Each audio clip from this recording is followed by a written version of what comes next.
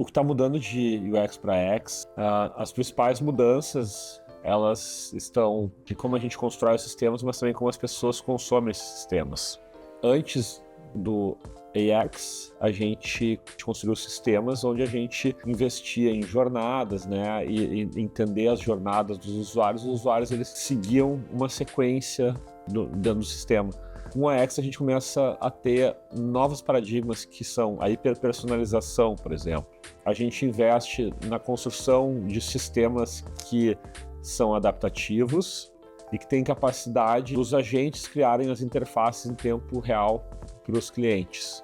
Então isso quer dizer que, um exemplo, né, a gente está acostumado com sistemas bancários, né, e então sistemas bancários normalmente a gente vai investir numa jornada única, né, numa oferta de produtos e serviços, e o cliente ele tem o autosserviço dentro desse sistema.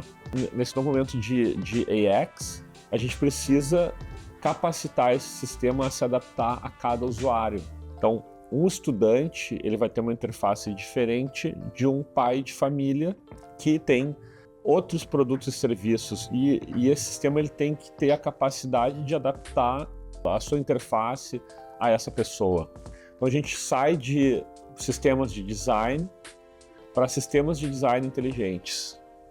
Esses sistemas de design inteligentes eles são imputados dentro de um agente, e o agente ele cria a interface em tempo real para aquele usuário. Além desses sistemas eles serem adaptativos num mobile, por exemplo, eu preciso também capacitar eles a se adaptarem a outras interfaces. Então, nos próximos 3 anos, a gente vai ter a chegada de novas tecnologias, como 6G, e uma capacidade maior desses agentes estarem em computação de borda. Então, isso vai fazer com que a gente tenha uma navegação mais fluida também. Eu vou poder ter uma transição de um celular para a minha Alexa. O mesmo design system ele precisa ser capacitado para rodar tanto num sistema, num device mobile, quanto num device que não tem uma interface. E a gente trabalha muito mais no outcome, né, no resultado que o usuário quer, do que na jornada. O trabalho do design nesse aspecto ele deixa de ser um trabalho de interface, ele passa a ser um trabalho de orquestração de sistema. Eu não digo que a gente esteja numa crise de UX. A gente entregou para o usuário a carga cognitiva. A maioria das experiências de UX com inteligência artificial hoje, elas funcionam como? Eu tenho uma caixa de texto. Então, o usuário ele precisa pensar no que ele quer. É um paradoxo, porque o trabalho do UX, na verdade, é fazer com que o usuário não precise pensar no que ele quer. Eu preciso antecipar. Então, ao mesmo tempo que eu tenho uma tecnologia super poderosa, que é a inteligência artificial, que ela me dá a capacidade de antever o que o usuário quer, eu estou entregando para ele a carga cognitiva para que ele me diga o que ele quer.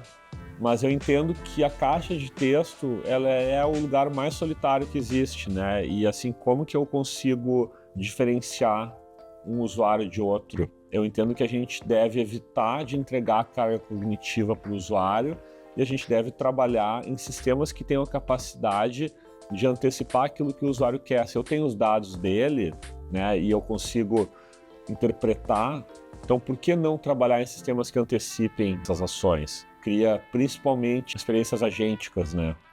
A ideia é que a gente tenha mais assertividade em cima de dados. No meu entendimento, a gente precisa garantir que a gente tenha dados corretos para que a gente possa dar assertividade para esses agentes. Agora, falando sobre o processo de design, os agentes hoje eles são uma grande ferramenta para que a gente possa realizar casos de uso. Hoje eu consigo testar 10 casos de uso com um agente muito bem treinado, né? Se eu treinar um agente para me ajudar no meu processo de design, ele consegue me ajudar a construir casos de uso que eu demoraria dias para fazer, e eu vou analisar esses casos de uso. Isso acontece em outras atividades também, né? Hoje eu consigo ensinar um agente a ler um número elevado de dados e ele me trazer isso de uma forma mais estruturada. Para o usuário final ainda, tem alguns testes para fazer, que o usuário comum vai automatizar isso. O principal desafio do design hoje é conseguir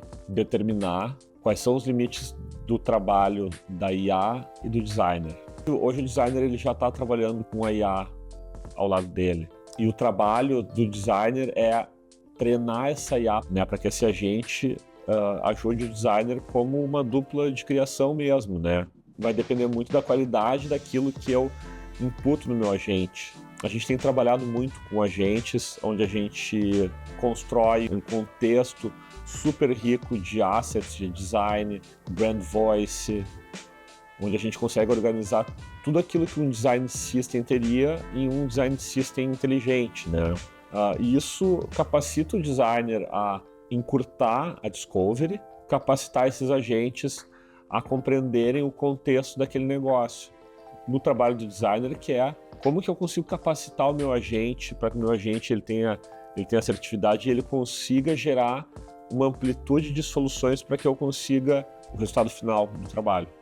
A principal competência que as empresas precisam investir é em conhecimento de negócio, conhecimento de pessoas, capacidade de gerar sistemas adaptativos, sistemas hiperpersonalizados.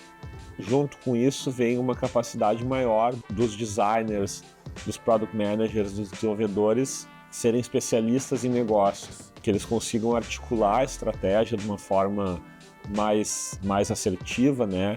E que eles consigam, principalmente, capacitar os agentes com os dados mais verdadeiros possíveis. No meu entendimento, a gente começa a sair de um pensamento técnico para um pensamento mais estratégico. A gente vai falar cada vez mais sobre orquestração, sobre treinamento de modelos, sobre treinamentos de agentes, e a gente vai precisar criar, principalmente, sistemas agênticos que sejam de fato úteis para os negócios e para as pessoas. E isso não é uma coisa que se faz apenas com conhecimento técnico. É preciso entender também como que esses agentes funcionam e como que a gente consegue empoderar, né, esses agentes com contextos de negócio que sejam de fato relevantes. O que diferencia empresas que usam IA das que transformam experiências é a capacidade delas de conseguir conhecer melhor pessoas, de conseguir usar inteligência artificial como um atributo e que consigam não só repensar jornadas, mas repensar como a gente vai usar os produtos daqui para frente. Qual é o papel da inteligência artificial com as pessoas, né? E como a gente cria essas experiências de uma forma que de fato ajudem elas, né? Acredito muito na inteligência artificial como uma tecnologia que é feita para as pessoas, né? Para ajudar as pessoas de fato.